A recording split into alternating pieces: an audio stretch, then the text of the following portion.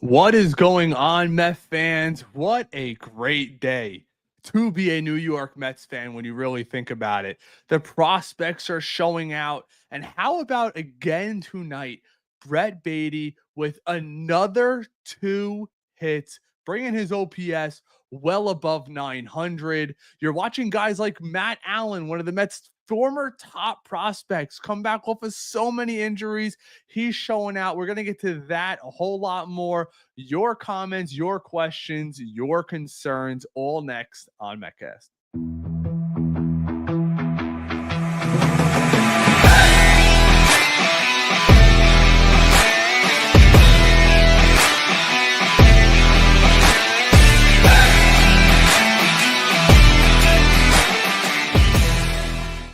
What's going on, Met fans? Welcome back. Obviously, I'm Ray as always, and if you're enjoying this content, smash that like button, turn on those notifications so you never miss a live update.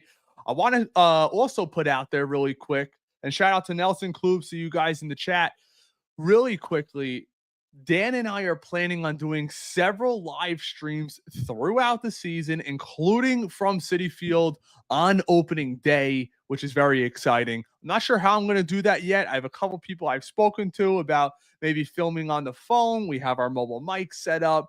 Got to get that squared away. And if you guys are interested in going to opening day, I just want to put a public service announcement out there. It looks like ticket prices are finally starting to come down. You saw standing room tickets, my friends, at $200. Last year, every year opening day, I always get the standing room tickets because I like to walk around the park. I'm not one of those fans that could sit in a seat all day long. So unless I'm bringing my little daughter, I'm getting those standing rooms. I'm walking around. I'm meeting you guys. I'm going to the Shake Shack. I'm going to get that delicious lemonade that's awful for my cholesterol. You know, that's what I'm doing. That's what I'm doing. So last year, I think I paid $70 for my standing room, and this year it was like $225. Damn. But on a positive note, Steve Cohen is begging for us to show up to the park, and I'm hoping a lot more people show up this year. I know I'm going to be going to a ton of games. I've explored getting a season ticket plan or a partial season ticket plan. Guys, I will say this. Yes, parking's absurd, but the New York Mets have made it this, and this is not, I'm not being paid by the Mets to say this. This is just coming from my heart. The New York Mets have made it very affordable to go to games throughout the week. A lot of times throughout the year, they just had those ticket packages. You get 2 tickets, I believe, for $50. They have a ton of games throughout the year where parking is only going to be $20. More news we had coming out. Supposedly, this whole project, this casino, these Hard Rock Hotel that they want to build around Citi Field, it looks like that's going to have a go-ahead, which, from my understanding, and I may be wrong, let me know down in the comments. Maybe you guys know more than I do. But my understanding is that there's going to be less parking. And there's going to be parking garages. And obviously, you can't use a grill that way, which would really suck because I'm one of those fans. I go there. I get there as soon as I can. My wife hates it. I don't care. She's a Yankee fan. I drag her there. But I love going there, eating, meeting up with the people, talking in the parking lot, shooting the you-know-what. But, it's overall good vibes right now. Obviously, Soto continues to get on. You have guys in the Astros dropping pop flies in left field. Even when they're camping under it, they can't get Soto out. Things are looking up and up. But one of the prospects that I wanted to talk about briefly tonight, somebody, and let me see if I could pull it up. Here we go, really quick right here. Let's see it. Okay, here we go. It's different when I don't have the jump cut, so forgive me if it doesn't look seamless, everybody, because sometimes I have a producer on the show. More likely than not, it's me. But we have this over from SNY, which is pretty cool. If anybody remembers, Matt Allen was one of our top draft picks. Supposedly, he could have been a first-round pick. We paid him well above slot money, and he's been hurt literally for almost 4 years now. And we have this from SNY just a few hours ago. Matt Allen, obviously one of the former top pitching prospects, was up to 99 miles an hour and struck out 4 batters in 2 innings on the backfield of Port St. Lucie yesterday per Anthony DiComo. Allen healthy for the first time in Mets camp since 2021 and has not pitched in a professional game since 2019. I mean, maybe it's the David Stearns effect, fellas. Maybe that's what it is. I know I did a brief video yesterday. Let's see if I still have this. We made that quick little post about Griffin Canning. I want to see if I could pull it up for anybody who didn't catch yesterday's quick video that I threw out there. And then I got one other thing I would like to get to. So here's the thing on Griffin Canning. Here we go. Griffin Canning. So far this spring, and if you guys are friends of the channel or watch this channel, you all know I don't want to say killing David Stearns for that move, but I was seriously not happy. But look what he's doing this spring. I mean, what are you going to do? 10 innings pitched, 6 runs, 1 earned run, 17 strikeouts. That's like a 16 or 15 K per 9. But that's what David Stearns is all about. It's literally what he's all about. Finding those diamonds in the rough. He's got that eye. And I'll get to a couple of your questions or comments very shortly. I see a lot of you guys chiming in. But I wanted to bring this up one more time. I know I went over in a short video yesterday, but I wanted to bring up the comparison. And I understand. Look, I know it's just spring training. Forgive me. I'm looking here at my computer, guys. I know it's just spring training, right? But the numbers aren't comparable, folks. Acuna to Baty, similar plate appearances. Baty's hitting 50 points higher, just about.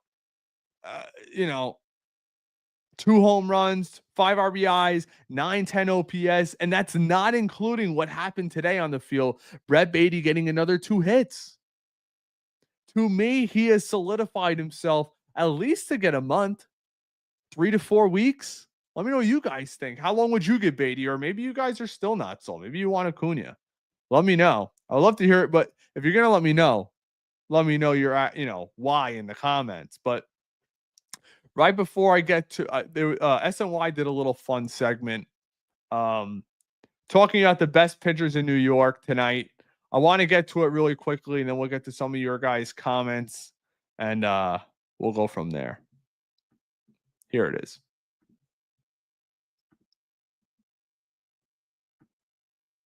First, I saw a really comfortable guy. I thought Francisco Lindor put it best, guys, when he told me, I see somebody who's perfectly at peace with who he is right now. And so the best example. This is actually a video on the impact of Soto in the clubhouse, and then we'll get to the next video that I can give you of that in play. It dates back to a couple of weeks ago in February, actually. It was an early batting practice. It was Brandon Nimmo, Juan Soto, Pete Alonso, and Francisco Lindor. And that's a star-studded group, but it was batting practice. So they're working on directional hitting. They're working on, pulling the ball in the air, that kind of stuff.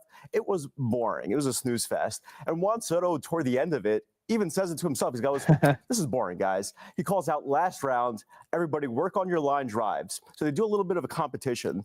Only line drives, anything over the fence is an out. So you're automatically out, you lose. All of a sudden. You know what that reminds you of? And if anybody's in men's softball here, when you start hitting too many home runs, if you hit a home run, you're out. That's what it reminds me of. That's funny. The juices started to flow for guys like Brandon Nimmo, Francisco Lindor, and Alonso. You see them grinning in the batter's box. It's a totally different vibe. And Brandon Nimmo even said it. He said, it felt like we were 10-year-olds in the sandlot all of a sudden. And it resonated with him. It was something that he told me about days later, a week later, in fact. And that, to me, it was leadership in some way. And Nimmo even said it himself. He said that was an act of leadership. And so for me, I brought that up to Juan Soto. I said, hey, these guys are saying that this is an act of leadership for you. They had a lot of fun with this. He's like, I didn't even think of it that way. I really didn't. I just wanted to have fun because honestly, I was a little bored and I wanted to spice things up. And it teaches us to value line drives early in camp, make a competition of it, make it something fun. So again, I go to a guy who we've seen it on TV during these games. He's letting his hair down a little bit. He's no longer playing for that contract anymore. And sure, look, it's a 15-year deal at $765 million. So that's another layer to it that he has to play for. Yeah, but we all know this. If I really thought about it, and let me know what you guys think. If you could take one player from last year's postseason and put them in a high pressure situation at bat, I want Juan Soto. Go look at what Aaron Judge did last year. A lot of people are saying, oh, Aaron Judge or Ohtani. I think I'd want Soto. There's a reason why, and shout out anybody who plays MLB The Show. There's a reason why Soto's got a 99 clutch. That's all I'm going to say. But we see somebody who knows where he's going to be for the next 15 years. And I think there's something to that as far as being comfortable to be a New York Met. And look, we talked about it all last year, the vibes around the Mets, right? The clubhouse. You add a guy like this, I'm really interested to see when it starts to play out what kind of leader he becomes in that clubhouse when things start to matter. Because we already saw a glimpse of it in spring training. That's what you got from Will Salmon in regard to Juan Soto and the impact he's having on the clubhouse. I mean, how could you not agree with that? First, how could you really not? Sorry, it's replaying again. I'm looking for that. I just seen it. I wanted to get to it. Anyways, I'll look for it later. But I think it's a no-brainer, the impact that he's having. Let me get some of your guys' comments really quick. Shout out to you, Nelson, as always. You and Klub, two of my go-to guys in here. Appreciate you guys chiming in. This got this from Chad. This team has a lot of work to do to compete with the Dodgers. Listen, Chad, and a lot of Met fans, I understand the desire to constantly compare ourselves to the Los Angeles Dodgers. And I'm not going to lie, they look like an absolute juggernaut out there. And yeah, eventually you'd have to get there. But look at MLB.com's current rankings. The top 4 teams are in the National League. And 2, 3, and 4 are the Mets, Phillies, and Braves. We got to worry about winning our own division. Yes, it was a nice wild card run last year. And I would take that again this year, trying to win a World Series. But let's be honest, the easier path is through the division, having the ability to set up a pitching staff. We don't know what's going to happen at the deadline. You might have guys like Sandy Alcantara out there, and dare I say a Dylan Cease, who John Heyman today spoke about and said that there's still a possibility he gets moved at the deadline, because clearly the Padres are trying to clear payroll, and they know they're probably going to lose Cease and Michael King at the end of the year. So having the ability to win your division, hang around through the wild card round, and set up your rotation, dare I say the New York Mets go get a Dylan Cease, and you might be looking at, I mean, if David Peterson, who obviously is on the thumbnail today, keeps pitching the way that he has throughout spring and last year, he might be your number 2. You may be able to have a Dylan Cease, Sean Manaea, David Peterson, and Kodai Senga, and all of a sudden everything changes. And we all know that. Then all of a sudden, if Griffin Canning's pitching well, he gets a spot in the bullpen. Everybody takes a shift down. So that's one thing that we're going to have to monitor throughout the year. And who knows what Brandon Sproat's going to turn into. And I saw somebody write earlier about oh, come on, Edwin. Not sign Trevor Bauer. It's just not happening. But how about this from Green? Tongue and Tidwell, please. I think Tidwell's a ways away, and so is Tongue. Tongue's very young. But I will say this. He's a prospect that I've liked for a long time, and he typically sat 93, 94. Is it the pop of camp, the adrenaline from camp being around big league players? It's why he's throwing 97, or is this what he's going to be? Sometimes guys, it just clicks for them. You know what I mean? Nelson, Allen is a great story. Hope he makes all the way back. I hope so too. I'll say this. When guys have frequent injuries like Allen does, it just typically doesn't work out for guys like that. I hate to say that, but it's just the truth. When guys are injury prone the way he is, that's why do you think the New York Mets included in Kodai Senga's contract that whole thing about if he's injured with the elbow and everything like that? Oh, here's a video that I found from the Mets podcast. It's Brett Baty talking about Mark Vientos. You would think the two of them were competing all last year for that third base spot, maybe there'd be some animosity between them, right? I would assume it's only natural, right? Imagine somebody's coming for your job. But it's really cool what he says here. And watching what he did last year, I mean, how proud were you to see the impact he made? I mean, it was unbelievable. I couldn't be more happy for anyone else. He's put in all the work. He deserves all the success. He's a great guy on and off the field. It was truly special to watch him see a beach ball in the playoffs. I mean, he was locked in. It was sick. And he's a huge reason why we got to where we did. It was Yo, where do I get those shoes in the background? Just saying. Very special. And I think people underrated his defense too. I think his defense was great. And I think people have always slept on his defense, and I don't know why. He had a similar situation to you where he didn't have much time at AAA, got up to the major league.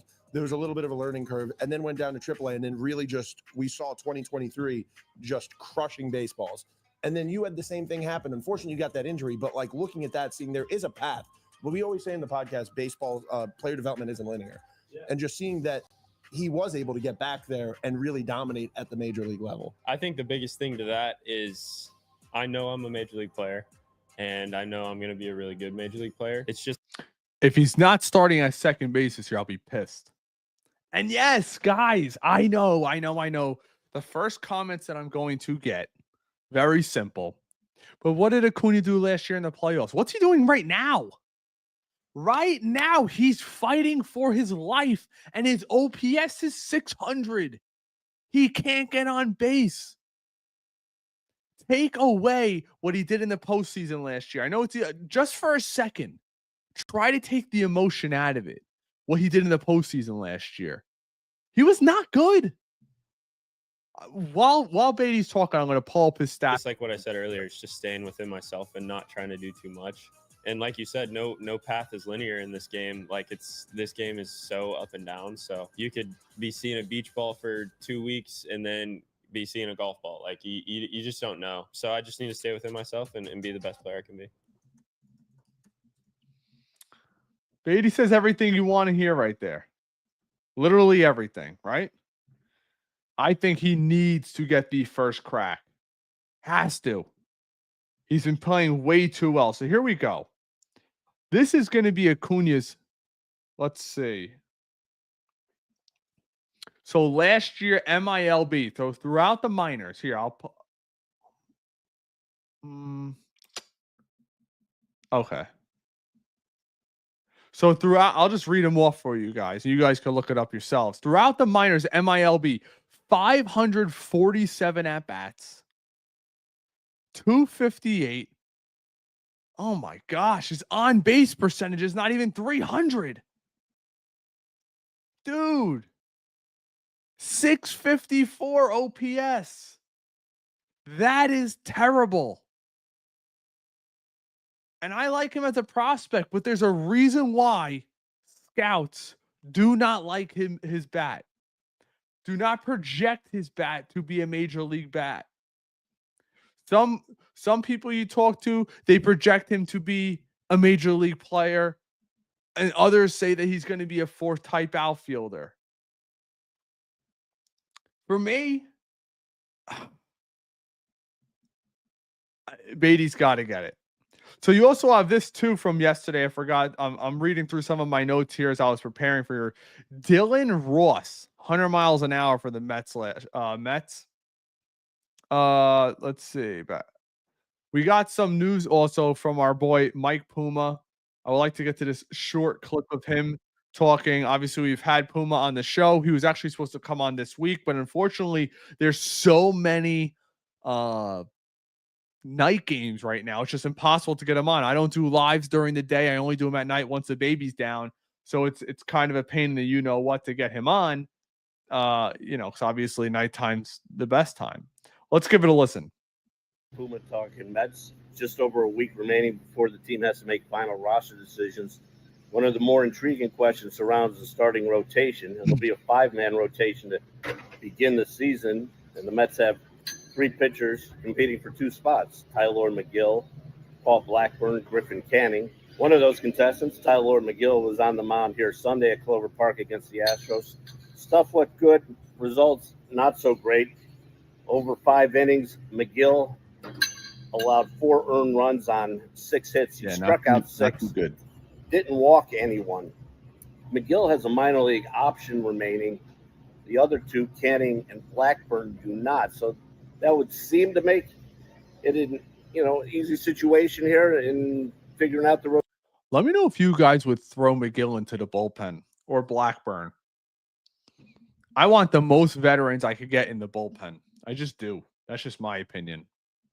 Rotation, but one idea Mets officials have tossed around is the idea of starting McGill in the rotation to begin the season with potentially Blackburn in the bullpen.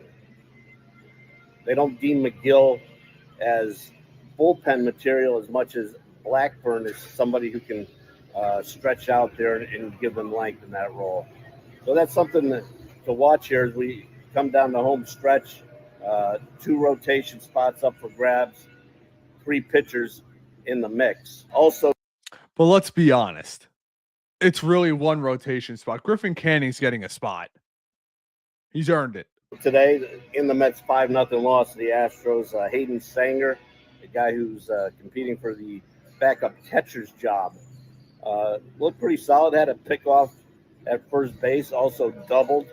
So, we're coming down the stretch here, looking for who's going to be that other catcher with Francisco Alvarez out until May at least after that broken hamate bone in his left hand. Luis Torrens will be the starter to begin the season. Carlos Mendoza also said today that Ronnie Mauricio will not appear in the Grapefruit League. There had been some hope earlier in camp that maybe. That's what we have from Mike Puma. I will say this. I just looked up Hayden Sager. Yikes. Yikes, yikes. Can I say yikes enough here? I'll pull up his stats for you guys. Even in spring training, he had a nice game. Look what he's hitting this spring. 167. I know it's 18 at-bats. He's got 3 hits and 18 at-bats. No home runs. 0 RBIs. And here are his stats. I understand you'd be bringing him for his defense, but 234 last year across 3 minor leagues. Let's see, what did he do at AAA? 254 in 48 games. Eugh. He's like a career 230 guy in the minor leagues. I don't know. Not too much a fan for myself. But yeah, I think Brett Baty should be getting that first spot at second base. I'm also very excited for Daniel Nunez, who is throwing 98 miles an hour. Looks like he has not missed a step at all. And that's pretty much it. Appreciate you guys coming on for the live. I want to let you know, obviously, like I said earlier in the video, Dan and I will probably be going live during opening day. We might even do it during one of our last spring training games to prepare for the season, do some roster breakdown, some lineup breakdown. I saw the lineup today that came out for the New York Mets. Might be their opening day lineup, swapping Jose Siri out for Tyrone Taylor, something like that. It's time to give it a little bit of a thought. But guys, thanks so much for sticking around. We'll be doing this a couple more times. Give us a follow over at Facebook and on YouTube. If you're still here, smash that like button. Appreciate everybody sticking around. As always, let's go Mets. Take care, everybody.